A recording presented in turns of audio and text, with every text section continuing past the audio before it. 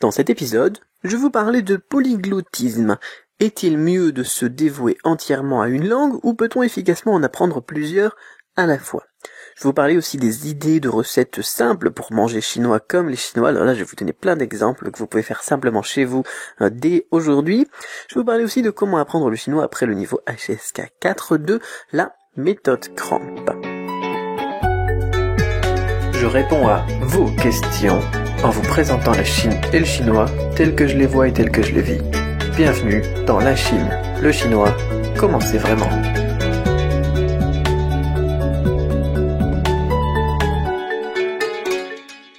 Bonjour, c'est Cédric Beau et bienvenue dans l'épisode 037 de la Chine, le chinois, comment c'est vraiment, #LCLCCCV. Voilà, j'espère que vous avez apprécié la vidéo qui a été publiée sur la chaîne YouTube et qui est réservée aux abonnés de la chaîne YouTube, dans laquelle je vous parle des aftes. Les aftes et donc de la médecine chinoise. Si vous n'avez pas vu ça, regardez un petit peu sur YouTube. Si vous n'avez pas accès à YouTube, n'oubliez pas que je peux vous proposer des accès à des VPN, enfin un VPN donc pour les abonnés seulement de la newsletter. Voilà, enfin bon, si vous êtes abonné à la newsletter, vous en avez déjà entendu parler très probablement. On attaque tout de suite les questions. Première question d'Arthur qui me dit: bonjour Cédric, je suis Arthur, je m'adresse à vous en tant que polyglotte. Pensez-vous qu'il est mieux de se dévouer entièrement à une langue ou que l'on peut efficacement en apprendre plusieurs à la fois? J'ai l'impression que généralement les lycéens pataugent avec tous les enseignements littéraires en simultané, notamment LV1, LV2 et même quelques-uns LV3. Quel est votre avis à ce propos? Merci beaucoup pour tout ce que vous nous consacrez. Quel plaisir quotidien. Et déjà un mois, merci. Et oui, ça fait plus d'un mois d'ailleurs maintenant qu'on a des podcasts qui arrivent comme ça avec des hauts et des bas, des podcasts plus motivants que d'autres. Et puis il y a eu des petites pauses, des soucis et des trucs comme ça, mais c'est ce qui est marrant dans cette aventure donc du podcast LCLCCCV. Alors la question c'est globalement, donc, est-ce qu'il est mieux se dévouer entièrement à une langue ou peut-on efficacement en apprendre plusieurs à la fois? On peut en apprendre efficacement plusieurs à la fois si on est bien ordonné et ça c'est vraiment important, et si ces langues sont distantes. C'est-à-dire que j'entends par là si ces langues sont différentes. C'est-à-dire que si vous voulez faire de l'anglais plus du chinois, plus du russe, plus de l'arabe, et les quatre en même temps, c'est tout à fait possible. Mais si vous voulez faire de l'italien plus de l'espagnol, et du chinois plus du japonais en même temps, là, ça va être horrible, et vous allez perdre énormément en efficacité. Pourquoi? Parce que ce sont des langues proches. Donc ma réponse, elle va être simple, elle va être rapide. Vous pouvez efficacement apprendre plusieurs langues si ce sont des langues différentes. Vous pouvez efficacement donc les apprendre en même temps, plusieurs à la fois. Bon, je sais pas si c'est très français comme réponse, mais en tout cas, c'est la réponse que je souhaite apporter à cette question. On peut se dévouer donc entièrement à une langue, puis passer à l'autre, mais on risque peut-être aussi de perdre sa motivation, tandis que si on fait plusieurs langues à la fois, ça peut être intéressant, et on peut remarquer d'ailleurs des similitudes dans la pensée entre certains éléments, ou bien alors certaines parties de la langue. Par exemple, moi j'aime bien les similitudes entre l'anglais et le chinois, par exemple le come in, get out, ou des choses comme ça, qu'on a aussi en chinois et qu'on n'a pas en français. Voilà. Par contre, si vous voulez faire, comme je vous le dis, de l'espagnol et de l'italien en même temps, ce sont des langues tellement proches que vous allez vous mélanger les pinceaux. Voilà. Du japonais et du chinois aussi, c'est pareil, ce sont des langues tellement proches que même au niveau de la prononciation, je sais pas, moi vous prenez les chiffres, ou au niveau de l'écriture des kanji qui se lit pas de la même manière, ça pose problème parce qu'un coup vous allez voir un caractère, je sais pas moi, le caractère 1 par exemple, le plus basique, en chinois ça se prononce i, et puis vous l'écrivez de la même manière en japonais, ça se prononce ichi. C'est pas possible. C'est pas possible, tout simplement, vous allez vous mélanger les pinceaux. Donc si vous voulez être efficace, apprenez plusieurs langues en même temps qui sont différentes. Et j'ai pu le voir d'ailleurs aussi dans les lycées, les gens ils se débrouillaient très très bien. J'avais des élèves qui se débrouillaient très très bien, notamment en anglais et en chinois, mais pour leur LV2 qui était soit allemand soit espagnol, là ils galéraient. Pourquoi? Parce que ce sont des langues qui sont trop proches, anglais-espagnol ou anglais-allemand, et ça pose problème tout simplement dans l'apprentissage. Surtout avec l'allemand en plus, quand on rapporte des éléments qui sont similaires mais avec des différences, notamment avec la grammaire, etc. Et si c'est pas bien amené par le professeur, et si c'est pas bien travaillé avec une méthode efficace, ça pose vraiment problème. Voilà. Donc voilà pour ma réponse. Et c'est aussi pour ça, je suppose, que l'italien n'est généralement pas trop proposé en plus de l'espagnol. Sinon, eh bien, c'est trop compliqué. Enfin, c'est facile quand on a déjà une bonne base. Voilà, si on commence par exemple en LV3 et qu'on avait fait LV1 espagnol, par exemple, là, ça peut aider. Ça facilite les choses, comme d'apprendre le japonais après avoir bien appris le chinois, mais pas en même temps. Voilà. Alors ensuite on me posait la question des recettes. Alors ça c'est bien, on va parler cuisine, j'aime bien manger moi si vous me connaissez. Bonjour Cédric, alors c'est Alex qui me pose cette question. Bonjour Cédric, je n'ai pas seulement vu tous vos podcasts mais aussi toutes vos autres vidéos, y compris celle dans votre ancienne chaîne qui s'appelait donc Cédric Beau. Vous donnez dans 3 de ces vidéos 3 recettes de cuisine chinoise, à savoir donc les sushis, donc qui étaient plus en tant que cuisine asiatique, parce qu'on me l'a demandé souvent, mais c'est japonais on va dire. Les raviolis, alors là on est des raviolis chinois effectivement du nord de la Chine, et le thé yuanyang, où là on est plus du côté de Hong Kong, Taïwan, où c'est très à la mode. Voilà ma question. Comme vous mangez chinois tous les jours, je pense que vous savez cuisiner chinois, c'est évident entre parenthèses. Pouvez-vous nous faire partager d'autres recettes chinoises que vous cuisinez tous les jours? Alex. Alors moi je cuisine pas très bien, mais bon, c'est quelque chose qu'il faut dire. En tout cas la cuisine française, moi je suis un plouc, ça c'est sûr. Je vous fais des trucs, enfin si vous voulez maigrir c'est parfait, hein, je vous fais un repas spécial, pas besoin d'être anorexique ou n'importe quoi, ça va ressortir tout seul. C'est pas très gai là, c'est très imagé ça. Ensuite, par contre je fais très bien les pâtisseries, des gâteaux, des trucs comme ça c'est bon. Et effectivement je me mets de plus en plus à la cuisine chinoise. Et là je vais même d'ailleurs me mettre à cuisiner au quotidien, c'est moi qui vais faire la cuisine. Donc je vais vous donner effectivement quelques conseils. Alors, si vous voulez par exemple faire une journée où vous mangez chinois à la maison, ce que vous pouvez faire c'est vous pouvez prendre un take-out, enfin un truc à emporter là, par exemple un canard laqué, et rajouter ensuite des plats que vous aurez fait vous-même. On fait souvent ça en Chine aussi, on achète un plat ou on achète un truc. On a aussi des poulets qu'on fait mariner dans des épices. Je sais pas comment ça s'appelle en français d'ailleurs. Hein. Je sais même pas comment ça s'appelle, non, mais c'est avec plusieurs épices. Et généralement donc on rajoute ça avec des plats qu'on a fait nous-mêmes. Voilà, on va faire un exemple, tiens. Exemple. Donc on disait qu'on prenait un canard laqué, par exemple, qui est une spécialité de Pékin, mais qu'on peut trouver dans toute la Chine, et qu'on peut probablement acheter en France aussi. On va faire effectivement un accompagnement de riz. Moi je prends du riz thaï, vous prenez du riz thaï, du riz basmati ou du riz long grain parfumé. Là je me suis racheté 23 kilos de riz long grain parfumé que j'ai pris à Paris Store à Roubaix. Ça part assez vite d'ailleurs, 23 kilos quand on mange tous les jours, mais bon. Avec ça, donc vous avez donc déjà du canard laqué, vous avez votre riz. Généralement, on va faire des plats pour qu'il y ait un plat de plus que de personnes qui mangent. Et puis si vous êtes avec moi d'ailleurs, généralement il y en aura plus parce que moi je mange bien. On va dire que je mange pour 2 ou 3, donc il y aura 2 ou 3 plats en plus, mais bon c'est pas grave. Vous pouvez rajouter un légume sauté, c'est très facile à faire. Légumes sautés, vous pouvez par exemple prendre de l'épinard branche, vous pouvez prendre du pak choi, tiens, ils ont ça à Auchan aussi très très souvent, donc du côté des trucs exotiques. Alors pour faire un légume sauté, voilà, on va faire une recette, puisqu'on me demande des recettes, donc première recette, légumes sautés. Vous faites chauffer de l'huile dans une poêle, jusqu'à ce que l'huile soit bien chaude. Comment est-ce qu'on sait que l'huile est chaude? Si vous mettez une goutte d'eau sur l'huile, ça fait plic plac plic ploc plic ploc, hein, ou clac clac, hein, je sais pas comment est-ce qu'on va appeler ça, mais enfin bon, quand l'huile est chaude, eh bien c'est comme pour faire de la friture quoi. Vous lavez donc, vous mettez votre légume fraîchement lavé dedans.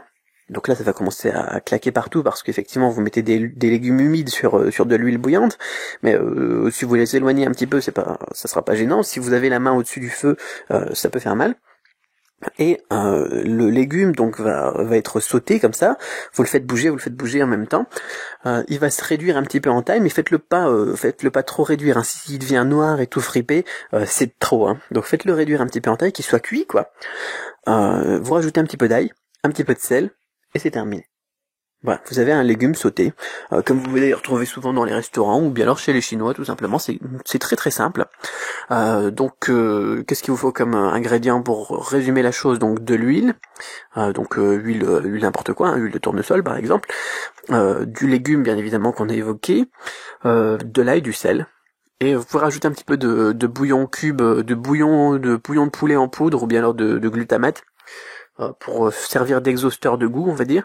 et le tour est joué. Donc on reprend les étapes, on fait chauffer l'huile, on jette le légume fraîchement lavé dedans, on mélange, on fait sauter quoi, et quand il commence à réduire en taille, enfin quand il est cuit, mais pas trop, et bien on rajoute un petit peu d'ail. Alors de l'ail, vous pouvez rajouter de l'ail en poudre ou de l'ail comme des gousses d'ail que vous avez écrasé ou coupé en tout petits morceaux, un petit peu de sel, et on goûte avant de retirer du feu, parce que si on retire du feu après, eh bien c'est trop tard pour rajouter du sel.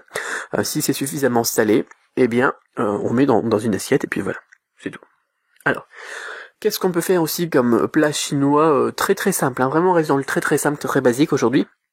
Vous pouvez faire par exemple une soupe, ce qu'on appelle soupe tang en chinois, en Chine donc, c'est plutôt un bouillon. Par exemple, vous prenez une très grande casserole ou une cocotte, c'est mieux une cocotte d'ailleurs pour faire du bouillon. Vous prenez un poulet, par exemple, un poulet je sais pas moi, un poulet à Auchan quoi, ou Carrefour, hein, bien évidemment, j'ai rien spécialement pour Auchan ou Carrefour ou Walmart ou n'importe quoi, ou Tesco, enfin bon c'est pas grave. Vous mettez des carottes ou autres légumes qui vont bien avec du poulet, et puis donc de l'eau bien évidemment, et puis vous faites cuire, voilà tout simplement, et on mange ça comme ça.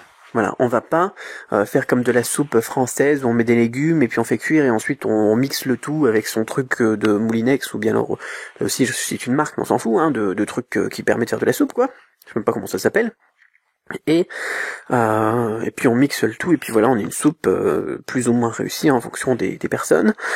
Et c'est tout. Non, là c'est encore plus simple et généralement c'est toujours réussi. On met vraiment un poulet, les carottes et autres légumes, bien évidemment si vous voulez, dans de l'eau, on fait cuire pendant, donc ça dépend aussi si vous avez une cocotte ou une poêle, hein, si vous avez juste une cocotte pas à pression, vous faites pendant quelques heures, quoi, et c'est prêt.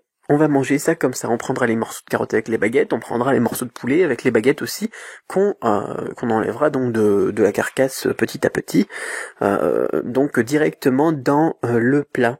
Et on peut rajouter à ça ce qu'on appelle une note de piment en chinois. Alors là voilà, j'ai plein de mots chinois du coup, je sais même pas comment vous expliquer, ça s'appelle la tia shui. C'est tout simplement du piment grillé, broyé, qu'on peut acheter directement préparé en boutique de nourriture asiatique, à laquelle on rajoute un petit peu de sauce de soja, pourquoi pas de bouillon de poulet en poudre au glutamate, plus un petit peu d'eau de la soupe, ou bien de l'eau bouillante, plus un petit peu de ciboulette fraîche. C'est toujours bien la ciboulette fraîche, on aime bien la ciboulette en Chine. Donc ça fait une petite sauce quoi, dans laquelle on va tremper par exemple les morceaux de viande, donc de poulet ou d'os, hein, on peut faire les mêmes bouillons avec de l'os à bouillon, de l'os à je sais même pas comment ça s'appelle quoi, vous pouvez acheter des os donc à votre supermarché ou au supermarché asiatique pour faire de la soupe, enfin du bouillon. Donc les morceaux de viande qui seront dessus, on les mangera comme ça en les trempant légèrement dans le piment. Donc ça c'est une soupe, un bouillon très très simple aussi à préparer et qui permet donc d'accompagner facilement donc un repas asiatique ou chinois en l'occurrence. Les fondues chinoises c'est aussi très simple à faire. Là, vous avez le mode d'emploi directement sur le truc de fondu. Vous avez acheté au supermarché asiatique aussi. C'est très très simple. Il suffit de mettre la préparation dans de l'huile. Tout est expliqué. Et ensuite de rajouter là aussi des morceaux, donc des légumes verts, plus des viandes, plus des trucs comme ça directement dans l'espèce de soupe. Quelque chose qui est très simple à faire. Donc tout ça, ce sont des idées que vous pouvez tester aussi.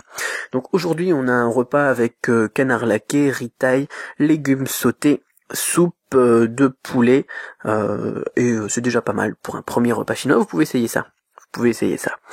Donc je reprends, hein, donc canard laqué accompagné de riz thaï, légumes sautés à l'ail et une soupe de poulet aux carottes avec son accompagnement de sauce pimentée. Voilà, comme ça sonne mieux bien évidemment que quand je vous le dis, parce que quand je vous le dis, moi je le dis comme je le fais, c'est pas très sexy, ils aiment bien faire les choses un petit peu plus sexy dans les restaurants, mais au final c'est ça quoi, c'est quelque chose vraiment de très simple, de très fait maison, de très convivial, et surtout de très bon que vous pouvez essayer. Voilà, si vous essayez, tenez-moi au courant, montrez-moi un petit peu vos photos, et puis je me ferai un plaisir de commenter. Alors, voilà, donc on avait aussi l'idée de la fondue. Je vais pas rester trop longtemps sur cette question, mais moi ça me permet de donner quelques éléments supplémentaires de choses que j'ai mangé par exemple hier. Voilà. Troisième question de Stéphanie Sarah, qui me dit: salut Cédric, je suis membre de la méthode Cramp et je voudrais savoir ce que tu recommandes pour continuer à étudier le chinois après avoir acquis le niveau HSK4 par la méthode Cramp. Merci, tu es super et j'écoute tous les podcasts au réveil, tous tes podcasts au réveil. Alors, qu'est-ce que je recommande après le HSK4? Alors je recommande ce que j'ai fait moi, parce que il y a des gens qui vont vous dire il faut aller jusqu'au HSK6, il faut apprendre tout le vocabulaire inutile qui vous servira jamais, parce que ça permet d'avoir un HSK6. Moi je suis pas du tout d'accord. Je vous recommande d'apprendre le HSK4 parce que ça, c'est vraiment, tout est utile dans le HSK4, mais après le HSK4, tout n'est pas utile. Et franchement, on s'en fout de parler des fourmis vertes d'Afrique du Sud si c'est pas ce qui vous intéresse. Donc on va pas apprendre à parler des fourmis vertes d'Afrique du Sud et de leurs problèmes métaphysiques si c'est pas ce qui vous passionne, tout simplement.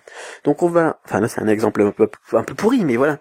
Si ce qui vous passionne vous c'est le vin, si ce qui vous passionne vous c'est les voitures, si votre travail c'est pompier, si votre travail c'est dans la police judiciaire, si votre travail c'est donc dans le business de l'import de gros ou n'importe quoi, eh bien vous allez apprendre le vocabulaire adapté à vous, adapté à votre métier, adapté à vos passions aussi, à tout ce qui vous concerne vous, parce que ce que vous allez utiliser et ce dont vous allez avoir besoin au quotidien en Chine et avec les Chinois, eh bien ce sont des choses qui vous concernent, qui vous intéressent ou qui vous attirent ou qui sont vos projets d'avenir. Donc, ce que je vous recommande après le HSK4, c'est tout simplement de rechercher, par exemple, des communautés de personnes en Chine sur la thématique que vous aimez. Par exemple, si vous c'est les voitures, vous allez sur les forums parlant des autos, donc en chinois, et vous apprenez le vocabulaire en même temps. Vous allez, si votre truc c'est, je sais pas moi, c'est la police ou je sais pas moi, j'en sais rien, ou la médecine par exemple, là ça peut être n'importe quoi. Vous regardez des séries. Vous prenez une série hongkongaise sur quelque chose qui est médico-légal, par exemple, et vous avez votre bonheur, quoi. Vous regardez Dr House en chinois, par exemple, et vous avez votre bonheur. C'est quelque chose qui intéressera pas du tout, je sais pas moi, la personne qui était dans l'import-export, par exemple. Mais vous, si votre métier, eh bien, c'est le médico-légal, eh bien, ça vous passionnera et vous assimilerez facilement le vocabulaire, qui est d'ailleurs peut-être au-delà du HSK6. Mais c'est ça qui vous sera utile. Vous pourriez très bien avoir un HSK6 et savoir parler de la démographie de la Chine, ou lire, je sais pas moi, un article de journal qui vous parle d'un truc qui vous intéresse pas du tout. Ça vous servira à rien si vous, votre truc, eh bien, c'est le médico-légal. Donc voilà ce que je recommande pour continuer à étudier le chinois après avoir acquis le HSK4 de la méthode Cramp, c'est de vous orienter, d'apprendre et de rechercher par vous-même avec la méthode phrase que j'avais recommandée aussi d'ailleurs plusieurs fois, et que je recommande d'ailleurs à la fin de la méthode Cramp, du niveau 4 de la méthode Cramp.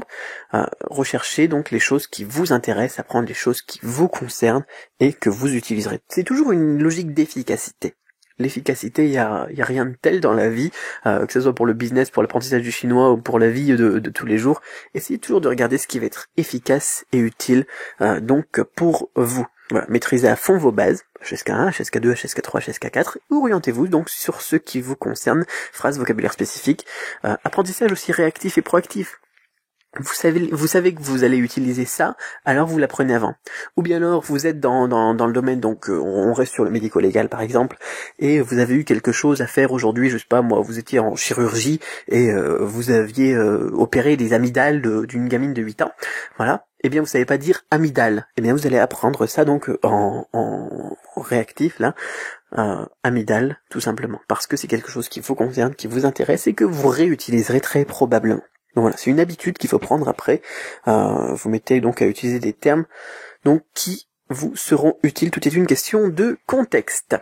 Voilà pour ces 3 questions très passionnantes. Ces questions, alors vraiment, c'est peut-être un petit peu foutoir pour la deuxième question sur la nourriture et la cuisine que j'ai faite hier. Peut-être qu'il faudrait faire ça en vidéo encore, ça serait plus sympa, mais je vais y réfléchir, je vais voir comment est-ce que je peux organiser ça. Si on peut faire plus de recettes, mais d'une manière facile. Voilà, j'aime bien quand c'est aussi une question d'efficacité pour moi. Quand je faisais des vidéos sur les recettes, j'avais fait une formation d'ailleurs avec pas mal de recettes et tout ça. Et ça prend énormément de temps. Ça prend une demi-heure, 3/4 d'heure pour enregistrer chaque recette. Et après, c'est 1 ou 2 jours de montage pour chaque recette. C'est vraiment super compliqué. Et donc, il faudrait que je trouve quelque chose pour vous en faire, mais de manière plus facile, plus efficace, pour toujours pouvoir vous apporter du contenu sans que ça soit déprimant pour moi le faire non plus. Voilà, posez-moi des questions. Posez-moi d'autres questions, réagissez sur du-chinois.com/question, question au singulier. Je me ferai un plaisir donc de réagir là-dessus. Et ma question pour vous aujourd'hui, tiens, on va rester sur la cuisine. Quel est votre plat chinois préféré? Quel est votre plat chinois préféré? Voilà, je l'ai posé sur Twitter il y a 2 ou 3 jours, je crois.